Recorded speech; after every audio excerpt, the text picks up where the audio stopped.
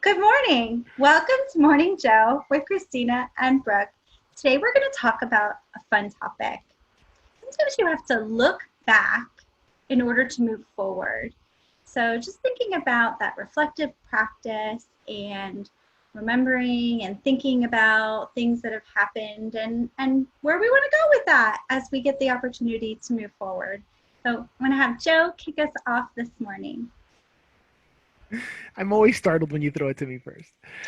So it's crazy because as I thought of this, like we can go in so many different directions, right? Like we could go kind of that more personal route, and that kind of plays more into the theme that our videos try to hit on and our talks just kind of usually revolve around. But I'm having a hard time kind of thinking about it beyond where we are right now, right? And thinking about our video from last week and kind of societally what's going on. And I think there's an application here, right? The idea that when we look back in hopes of being able to learn from the past to move forward, like I think there's some application points when it comes to what we're seeing around us, when it comes to the protests, when it comes to what is seemingly, and who knows what's really happening, but what seems to be like maybe a real like change of consciousness where people are waking up and looking at things differently and seeing things differently and looking at race relations differently, that we might not have a perfect model for moving forward, but we do have a model, right? We can look back at history. We could look back at the 50s and 60s and look at the strategies that they use to bring about what I think at the time was radical change. We could totally argue that it wasn't enough, and we'd all would have loved for it to have gone further.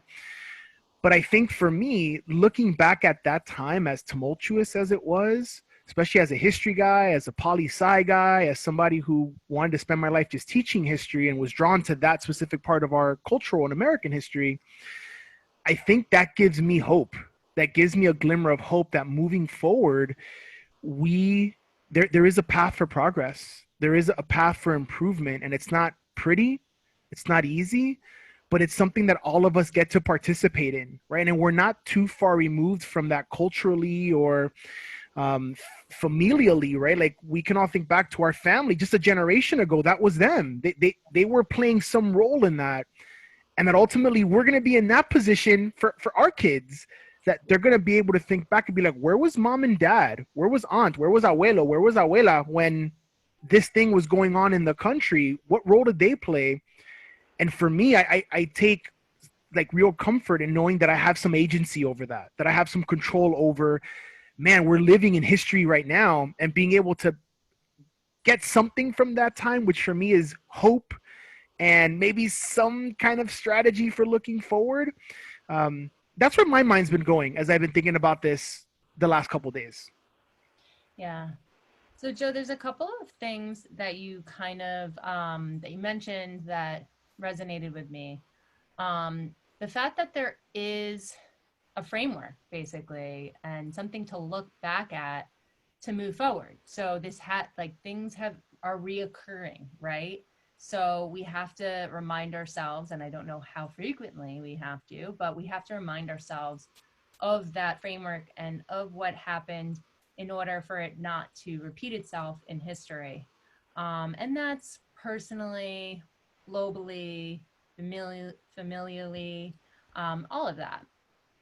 And I just wonder, um, you know, it takes sometimes, unfortunately, something big to happen to remind yourself that we really need to reflect.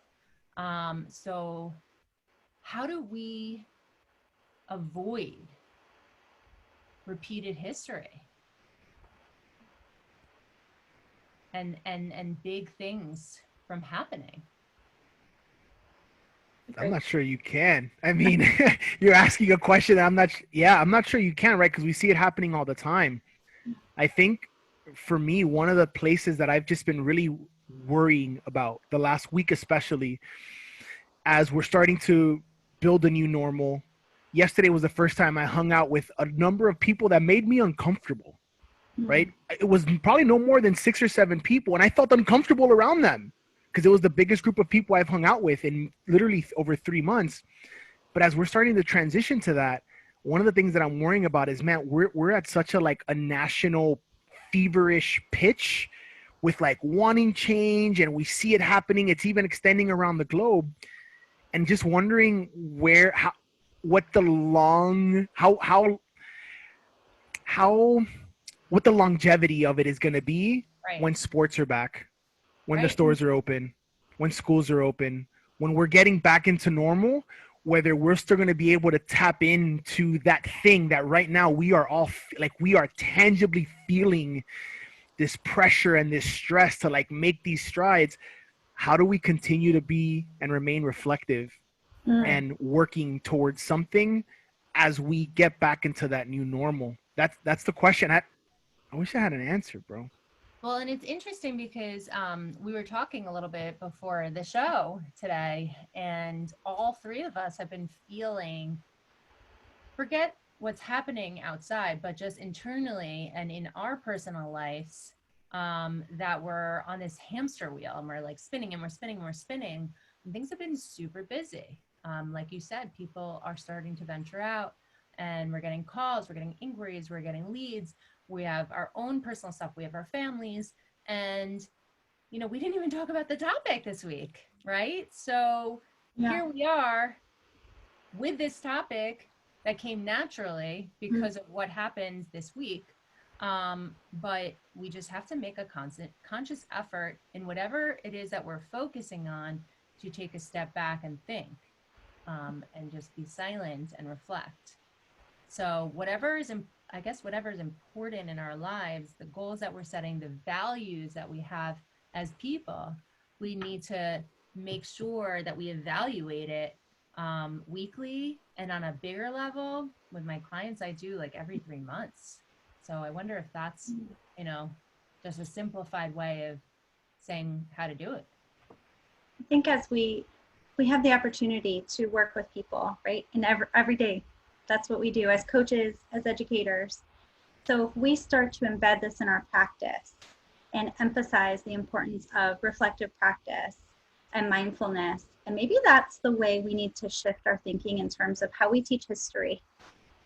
History shouldn't be a compilation of dates and events. It should be mindfulness and reflective practice, and just embed that in the way we think about events that have happened in the past. Maybe it's time to rewrite the history curriculum and not worry so much about dates and times and this happened, then this war, then that, and stop and reflect. Like, this is what was happening at that time. How can you relate to that in your personal life today? And what are some things that you can do to make sure that that doesn't happen for future generations? We can start right now embedding that in coaching and in learning and in teaching others. We're lucky. We have that opportunity. Yeah, and to keep it front of mind. Yeah, and I think in some ways, even for those who aren't in education or who might not feel they have that connection to others through coaching, just internally, right? Like just the thing that I think we're trying to help others with, the idea of like, we can all look back to some point in our lives where we didn't catch it in the moment. Like when it happened, it could have been a conversation that somebody had with us that at the time we just thought it was just a random conversation or this life event that in the moment we were like, okay, whatever, that just happened, I'm moving on with my day. But that it's not until later on that you're like, wait, man, that was like a truth bomb that person dropped on me, or that thing that person told me. I thought about that dozens of times over the course of my lifetime, or I didn't realize it then, but my decision to do this back then 4, 5, 10, 20 years ago, that changed everything for me. And that sometimes we can't see that in real time, that sometimes we really do have to look back to what it is that we've learned, to those moments that we maybe didn't appreciate in real time, in order to move forward in an effective way where we have the best us making the decisions for the present us moving forward. And whether you want to apply it to what's going on societally, whether you want to apply it to like race relations in this country and this massive reconciliation that's taking place, that's where your heart and your effort wants to go. Awesome. There's lessons to learn there when you look back.